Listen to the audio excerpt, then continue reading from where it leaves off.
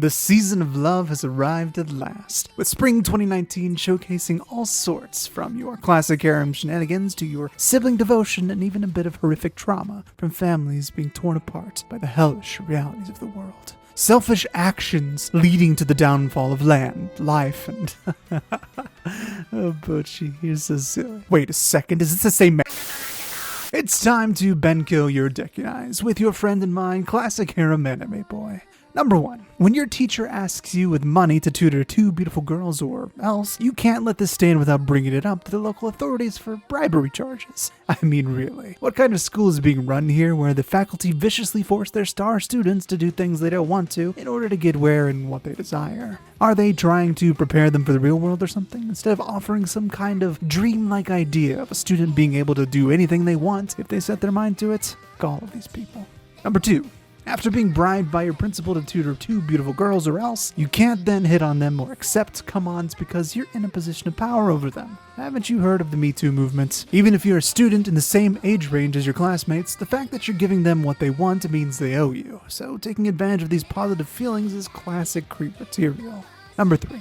Ignore everything else, because you're a classic harem anime boy, and all the girls want your dick, so you can't be held responsible in a world without actual consequences of realities. Plus, that girl with the tan lines is super hot, and wants you the most because she's your classic childhood friend. So what's the worst that could happen?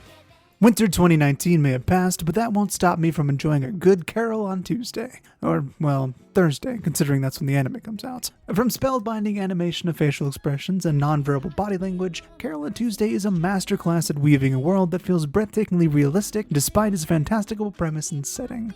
Far in the future, these 2 girls are being set up to take Mars by storm with their emotionally driven human performances, contrasted heavily by an entertainment industry run almost entirely by AI. Considering what else AI is taking from us in the real world, I wouldn't be surprised if this became the case later on, as a lot of pop songs already have been written for the singer rather than the singer writing them personally.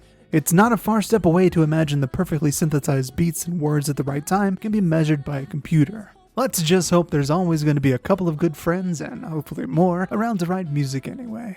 Speaking of good friends, all things must come to a bloody brutal end, and Dororo is still continuing with that theme right up to the end, showing us that family reunions are always going to have that uncomfortable discussion about politics that ends up with the nephew's eye popping out and landing in the mashed potatoes. Luckily for Yakimaru, he's got friends to help bail him out of the awkward moments when your dad is screaming about invaders and your mom looks like she wants to be stabbed by anything other than her husband. Fruits Basket was one of the first anime I watched back before I really got into the medium, and seeing it revisited now with a fresh coat of paint is just as refreshing as biting into the fresh skin of a delectable, delicious apple. Orange Crush on Kyo aside, it's the same old story paired closer to the manga this time, and with Toru looking cute and animals turning into every flavor of man you could want, this basket is sure to please whichever fruit you pull out. Hitoribocchi is the kind of show you just want to pat the head of the main character for doing such a good job, even if she fails a lot.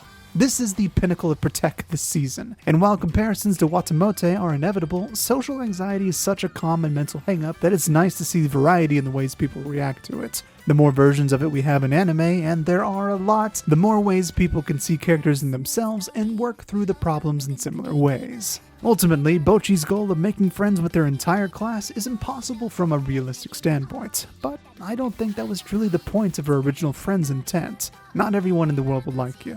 But trying to find people in the endless sea who want to hang out on your island is still important. You gotta try, and fail, and use both the successes and failures to keep moving forward.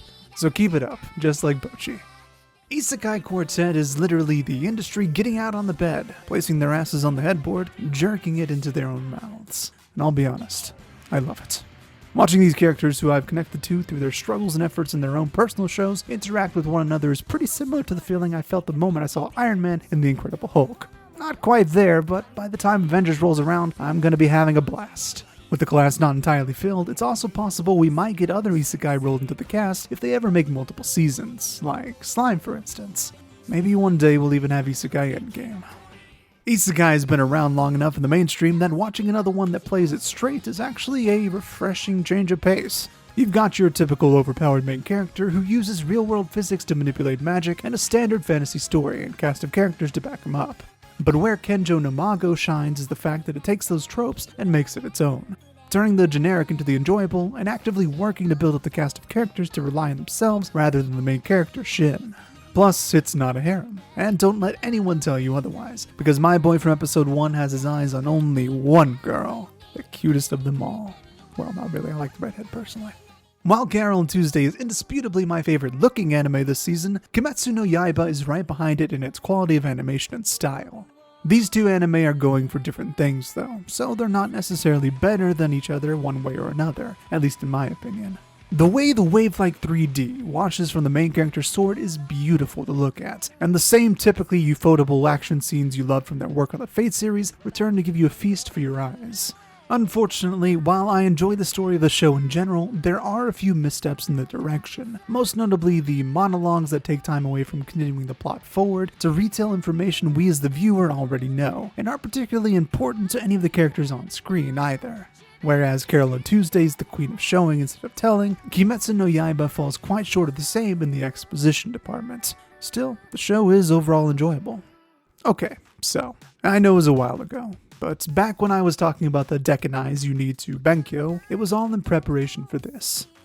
Look at this gremlin. He's too powerful after he broke all those rules. He even managed to bend the space-time continuum to show up in other shows, though thankfully restrained in power and form. Midara Naao-chan, meanwhile, is exposed to his full power, and naturally, this means the show is raunchy, which is hilarious. If you enjoy a slightly ecchi anime about an unfortunate girl with a guy who's in love with her, having misunderstandings get in the way of expressing their love in increasingly sexual situations, this is for you.